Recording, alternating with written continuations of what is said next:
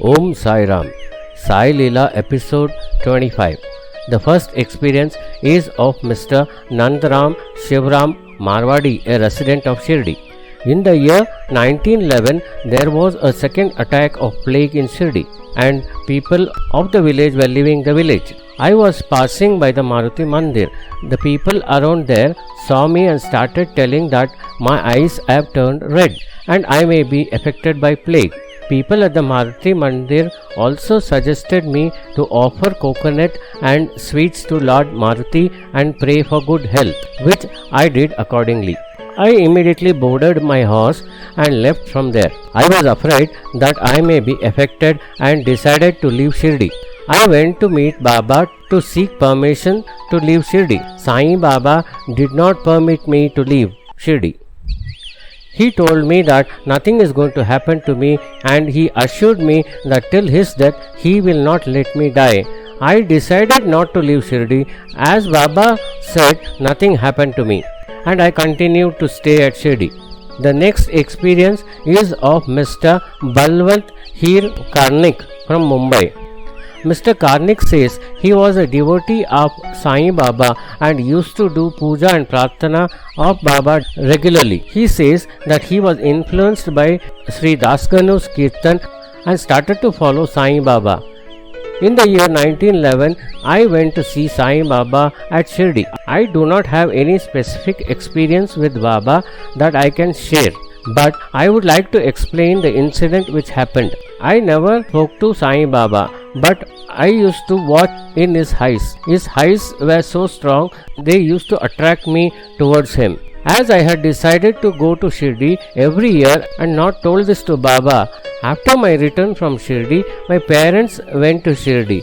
After this, the whole family started to regularly do puja and kirtan of Baba. I never asked Baba for anything. In the year 1918, on the day of Guru Purnima, I felt I should discuss on my spiritual enlightenment with Baba. But I saw Baba was not in the correct mood. Hence, I came out without discussing and was about to board my tanga. Then Nanavali came near me and hugged me and said, Allah Bala Karega. In 1928, my father died. He had seen Baba and was a great devotee. He used to regularly do Baba's puja. 6 to 7 days before his death, he became unconscious. I had bought a picture of Baba and placed it in front of him. My father one day suddenly woke up, saw the photograph of Baba, folded his hands and did pranam. Then he called his elder son and told him to take care of the younger ones. After this, his soul left his body.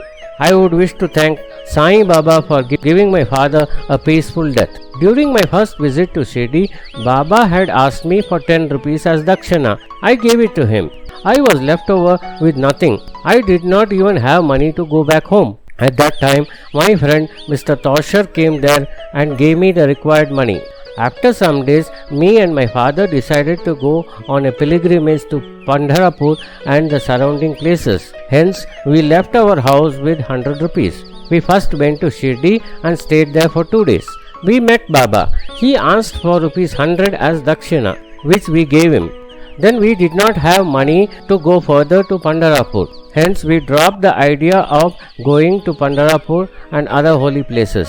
Then Baba gave permission to us to leave Shirdi and go back. I told one of my friends that I was not in a position to leave Shirdi since I had no money. And my friend told us after Baba gave permission to go back, we should not stay back at Shirdi but leave Shirdi and return immediately. My friend Mr. Tosher took a loan from somebody and gave us the required money to go back home. I realized the money given to Baba was the correct way of done, since Baba feeds the fakirs, sadhus and the needy people with the money given to him as dakshina. From the day I came in contact with Sai Baba, I used to come to know about my difficulties which I have to face in advance, and by the grace of Baba I used to get courage and strength to face the difficulty and solve it. The next experience is of Mr. Sri Neelakant Ramachandra Sahasrabuddhe. After I left Bandra and came to Shirdi, a wealthy person had adopted a boy and he along with his boy proceeded to Shirdi. However, on coming to Shirdi, the man was upset and was telling me that he has lost his son on the way to Shirdi.